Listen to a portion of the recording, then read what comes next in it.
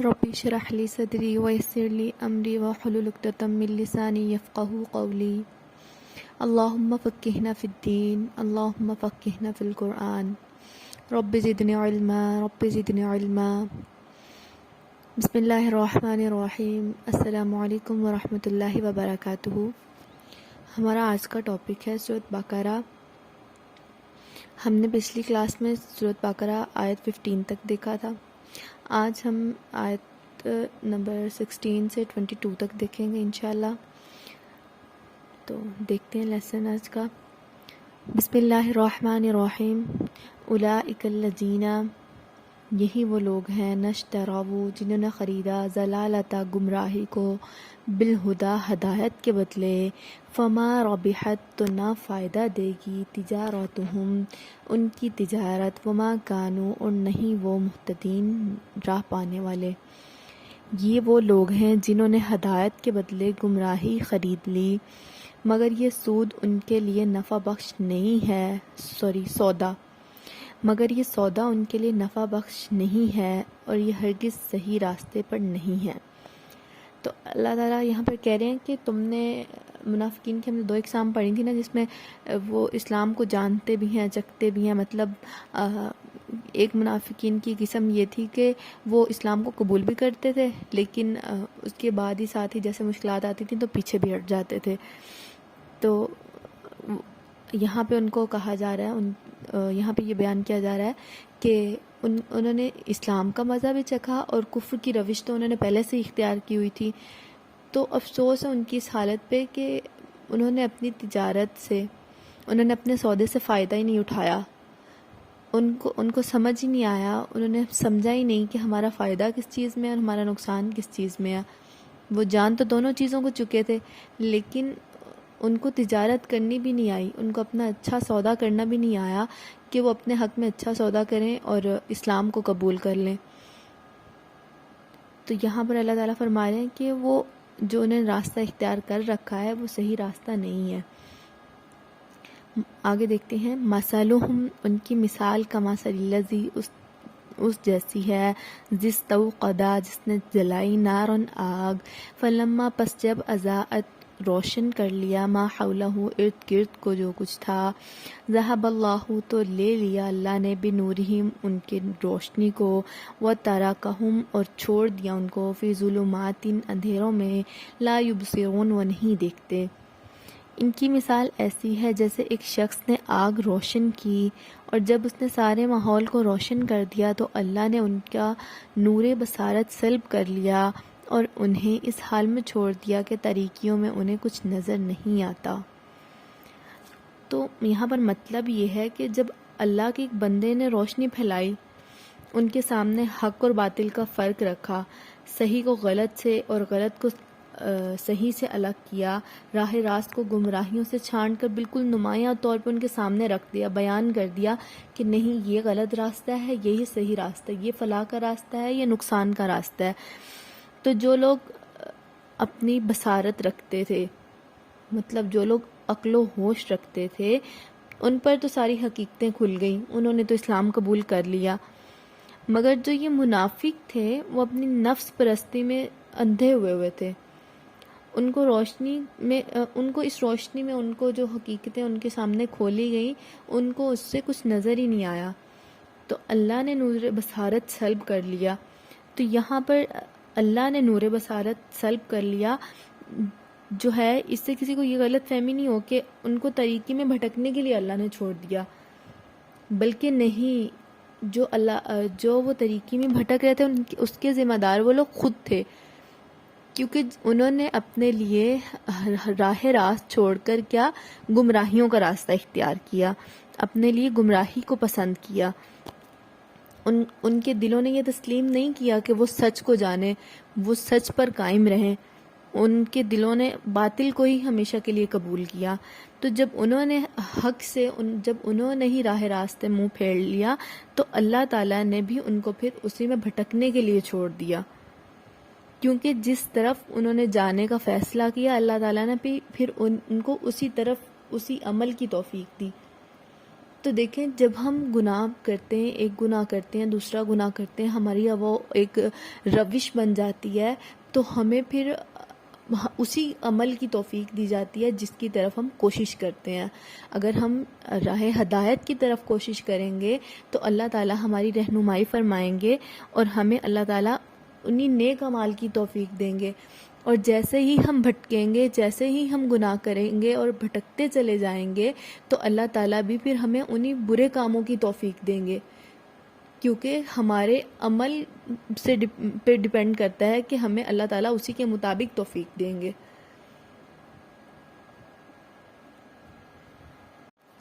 آگے دیکھتے ہیں، سمن بہرے ہیں، بکمن گونگے ہیں، امیون اندھے ہیں، فہم پھر وہ لا یرجعون نہیں لوٹائے جائیں گے۔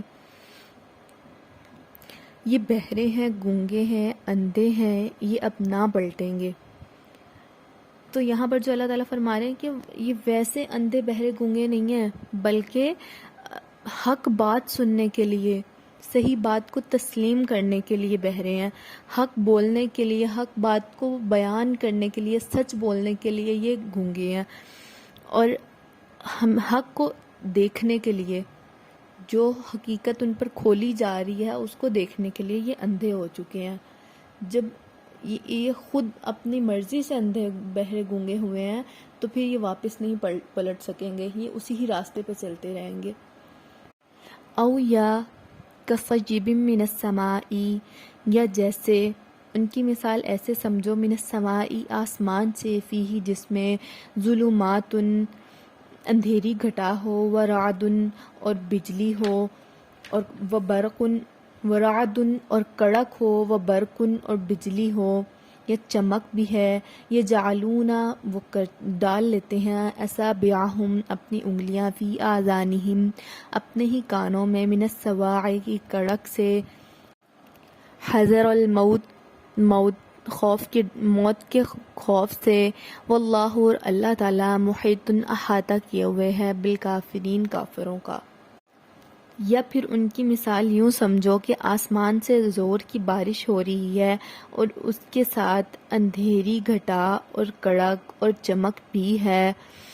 یا یہ بجلی کے کڑاکے سن کر اپنی جانوں کے خوف سے کانوں میں انگلیاں ڈال لیتے ہیں، اور اللہ ان منکرین حق کو ہر طرف سے گھیرے میں لیے ہوئے ہے۔ یعنی کہ کانوں میں انگلیاں ڈال کر وہ اپنے آپ کو کچھ دیر کے لیے تو اس غلط فہمی میں ڈال لیتے ہیں کہ وہ ہلاکت سے بچ گئے، مگر وہ اس طرح سے بچ نہیں سکتے، کیونکہ اللہ تعالیٰ نے اپنی تمام طاقتوں کے ساتھ ان کا احاطہ کیا ہوا ہے، ان کو گھیرے میں لیا ہوا ہے۔ تو اللہ تعالیٰ یہاں پہ ان کو تنبیہ کر رہے ہیں کہ تم کسی بھی حالت میں، کسی بھی وقت گھیرے میں میرے، ہر وقت میرے گھیرے میں ہو، تو میں کسی بھی وقت تم پر عذاب بھی لا سکتا ہوں، کسی بھی وقت تمہیں گنگا بہرا بھی کر سکتا ہوں، تم سے یہ طاقتیں اور یہ ہمتیں جو سب تمہارے پاس ہیں یہ لے بھی سکتا ہوں، کیونکہ اللہ تعالیٰ فرما رہے ہیں کہ تم ہر وقت میرے احاطہ میں ہو، تم میری طاقتوں سے باہر نہیں جا سکتے ہو۔ آگے دیکھتے ہیں، یکادو قریب ہے، برقو بجلی، یخطفو اچک لے جائے، ابصارہم ان کی بصارت کو، کلما جب کبھی، اضاء لہم روشن ہوتا ہے، مشوا تو چلتے ہیں، فیہ اس میں، و اذا اور جب اظلما اندھیرا ہوتا ہے، علیہم ان پر، قاموا کھڑے ہو جاتے ہیں، ولو اور اگر شاء چاہتا اللہ لذہبا تو سلب کر لیتا، بسمعہم ان کی بصارت، ان کی سماعت کو، و ابصارہم اور ان کی بصارت کو، ان اللہ بے شک اللہ تعالی علی کل شیء قدیر ہر چیز پر قادر ہے۔ چمک سے ان کی حالت یہ ہو رہی ہے گویا ان قریب بجلی ان کی بصارت اچک لے جائے گی، جب ذرا کچھ روشنی میں انہیں محسوس ہوتی ہے تو اس میں کچھ دور چل لیتے ہیں، اور جب ان پر اندھیرا چھا جاتا ہے تو کھڑے ہو جاتے ہیں۔ اللہ چاہتا تو ان کی سماعت اور بصارت بالکل ہی سلب کر لیتا، یقیناً وہ ہر چیز پر قادر ہے۔ تو دیکھیں پہلی مثال جو بیان ہوئی اس میں منافقین کے جو تھی وہ لوگ شامل تھے جو قطعی منکر تھے، جو صرف کسی غرض اور مصلحت سے مسلمان بن گئے تھے. تو اب یہ دوسری مثال جو اللہ تعالیٰ بیان کر رہے ہیں ان کی ہے جو شک اور تذبذب میں تھے. ہم نے پہلے پڑھا تھا نا جس میں جن کا ایمان کمزور تھا، جن پر فرائض کا بوجھ پڑتا تو وہ اسی ٹائم متذبذب ہو جاتے تھے، اس کا شک کا شکار ہو جاتے تھے اور وہ اس کا بوجھ نہیں اٹھانا چاہتے تھے، اس کی ذمہ داریوں کو سر پہ نہیں لینا چاہتے تھے. تو کچھ حق کے بھی قائل تھے، مگر جب حق کے قائل تھے تو ایسی حق پرستی کے قائل نہیں تھے کہ اس کی خاطر تکلیفوں اور مصیبتوں کو بھی برداشت کر جائیں. تو اللہ تعالیٰ اس مثال میں جو بیان کریں بارش، تو یہاں پر بارش سے مراد اسلام ہے جو انسانیت کے لیے رحمت بنا کر اللہ تعالیٰ نے نازل کیا ہے. اور پھر ساتھ ہی اندھیری گھٹا کا لفظ استعمال ہوا ہے اور اس کے ساتھ ہی کڑک کا. اندھیری گھٹا اور جو کڑک کا لفظ استعمال ہوا ہے اس سے مراد مشکلات و مصائب تھے جو تمام اس وقت کے مسلمانوں پر نازل ہو رہی تھیں، جو ان تمام مشکلات اور مصائب کو جن کو وہ فیس کر رہے تھے. تو مثال کے آخری حصے میں اللہ تعالیٰ نے ان جو منافقین تھے ان کی کیفیت کو بیان کیا ہے کہ جب معاملہ ان کے لیے آسان ہوتا ہے تو وہ چل پڑتے ہیں کہ ہم ایمان لائے ہیں، اور جیسے ہی کوئی مشکلات آتی ہیں، جیسے ہی مشکلات کے بادل آتے ہیں تو وہ کیا کرتے ہیں، ان کے لیے مشکل ہو جاتا ہے، وہ انکار کر دیتے ہیں احکامات کو ماننے سے. جہاں پر ان احکامات کو ماننے سے انکار کر دیتے ہیں جہاں پر ان کی اپنی خواہشات نفس آڑے آ جاتی ہیں. وہ اپنے خواہشات نفس اور وہ جو پرانے ان کے تعصبات تھے جاہلیت کے، ان پر جب کوئی ضرب لگتی ہے، ان پر اللہ تعالیٰ جہاں ان کو اپنے پرانے زمانہ جاہلیت کے جو ان کے نظریے اور عقائد تھے ان سے منع کرتے ہیں اور ان سے باز رہنے کا کہتے ہیں، تو وہ کیا کرتے ہیں، وہیں پر رک جاتے ہیں، وہیں پہ کھڑے ہو جاتے ہیں. تو اللہ تعالیٰ ساتھ ہی کہہ رہے ہیں کہ اللہ چاہتا تو ان کی سماعت اور بصارت بالکل ہی سلب کر لیتا. جیسے ہم نے پچھلی آیت میں پڑھا نا کہ اللہ تعالیٰ نے جس عمل کی طرف انہوں نے عمل کی طرف چلنا جہاں اللہ نے اسی عمل کی طرف ان کو توفیق دی، وہ گمراہیوں میں ہی بھٹکتے چلے گئے. تو یہاں پر پہلی قسم کے منافقین کا اللہ تعالیٰ نے نور بصارت بالکل ہی سلب کر لیا نا، ان کو گمراہیوں میں ہی چھوڑ دیا. تو اسی طرح اللہ ان کو بھی حق کے لیے اندھا بہرا بنا سکتا تھا، لیکن اللہ تعالیٰ کا یہ قاعدہ نہیں ہے، یہ طریقہ نہیں ہے کہ جو انسان کسی حد تک دیکھنا چاہتا ہو، سننا چاہتا ہو، رہنمائی اور ہدایت کی طرف آنا چاہتا ہو، اسے سننے اور دیکھنے کی صلاحیت لے لیں. تو جس قدر حق دیکھنے اور حق سننے کے لیے یہ تیار تھے، اسی قدر اللہ تعالیٰ نے سماعت اور بصارت ان کے پاس رہنے دی ہے. دیکھیں یہ ہماری نیت پہ ڈیپینڈ کرتا ہے، ہم جتنا اسلام کی طرف لپکیں گے، جتنا ہدایت کی طرف بڑھیں گے، اللہ تعالیٰ ہمیں توفیق بھی اتنی دیں گے. آگے دیکھتے ہیں، یا ایھا الناس، اے لوگوں، سعبدوا عبادت کرو، ربکم الذی، اس رب کی جس نے خلقکم تم کو پیدا کیا، والذین اور ان لوگوں کو من قبلکم جو تم سے پہلے تھے، لعلکم تاکہ تم تتقون پرہیزگار بنو. لوگوں بندگی اختیار کرو اپنے اس رب کی جو تمہارا اور تم سے پہلے جو لوگ گزرے ہیں ان سب کا خالق ہے. تمہارے بچنے کی توقع اسی صورت میں سے ہو سکتی ہے. تو یہاں پر لفظ ہوا لوگوں استعمال. تو دیکھیں کہ قرآن کریم کی جو دعوت تھی تمام انسانوں کے لیے کیا تھی، عام تھی، مگر اس دعوت سے فائدہ اٹھانا اور نہ اٹھانا اللہ تعالیٰ نے انسان کی اپنی آمادگی پہ رکھا ہے کہ وہ فائدہ اٹھاتا ہے یا نہیں اٹھاتا. یہ انسان پہ ہے کہ انسان اس سے کتنا فائدہ اٹھائے گا اور کتنا نقصان کی طرف جائے گا. تو اللہ تعالیٰ نے یہ توفیق پر منحصر کیا انسان کے لیے. تو پہلے انسانوں کے درمیان فرق کر کے اللہ تعالیٰ نے سب سے پہلے واضح کر دیا ہے کہ کس قسم کے لوگ اللہ تعالیٰ کی کتاب سے کی رہنمائی سے فائدہ اٹھا سکتے ہیں. ہم نے پہلے پڑھا تھا نا جس میں ہم نے پڑھا تھا کہ شرائط پڑھے تھے ہم نے رہنمائی کے کہ کس قسم کے لوگ قرآن کریم سے اور اس کی ہدایت سے فائدہ اٹھا سکتے ہیں اور کس قسم کے لوگ فائدہ نہیں اٹھا سکتے. اب اس کے بعد اللہ تعالیٰ نے تمام نوع انسانی کے سامنے وہ پوری جو اصل بات تھی وہ پیش کی ہے جس کی طرف بلانے کے لیے اللہ تعالیٰ نے قرآن پاک کو نازل فرمایا کہ تم اپنے رب کی بندگی اختیار کرو. اور ساتھ ہی کہا کہ جو اس رب کی کرو جس نے تمہیں بھی پیدا کیا ہے اور تم سے پہلے لوگوں کو بھی پیدا کیا ہے. اور ساتھ ہی کہا کہ تمہارے بچنے کی توقع اسی صورت سے ہو سکتی ہے، یعنی دنیا میں جو بھی غلط کاری ہو رہی ہے، جو بھی غلط نظریے اختیار کیے جا چکے ہیں، اگر اس سے بچنا چاہتے ہو، آخرت میں اللہ کے عذاب سے بچنا چاہتے ہو، تو صحیح راست کی طرف آ جاؤ اور اللہ اور اپنے اللہ ہی کی بندگی اختیار کرو. اللہ کے علاوہ اس کی بندگی میں کسی کو بھی شریک مت کرو. آگے دیکھیں، الذی وہ جعلا جس نے بنایا لکم تمہارے لیے ارضا زمین کو فراشن بچھونا، والسماء اور آسمان کو بناءً چھت، وانزلا اور نازل کیا من السماء آسمان سے ماءً پانی، فاخرجا پھر نکالا بھی اس سے من الثمراتی اس سے پھل، رزقاً رزق لکم تمہارے لیے، فلا پھر نہ تجعلوا تم بناؤ للہ اللہ کے لیے انداداً شریک، وانتم اور تم تعلمون جانتے ہو. وہی تو ہے جس نے تمہارے لیے زمین کا فرش بچھایا، آسمان کی چھت بنائی، اوپر سے پانی برسایا اور اسی کے ذریعے سے ہر طرح کی پیداوار نکال کر تمہارے لیے رزق پہنچایا. بس جب تم یہ جانتے ہو تو دوسروں کو اللہ کا مد مقابل نہ ٹھہراؤ. تو اللہ تعالیٰ نے یہاں پر اپنی نعمتوں کا ذکر کیا ہے. سب سے پہلے اللہ تعالیٰ نے زمین جیسی نعمت کا ذکر کیا ہے.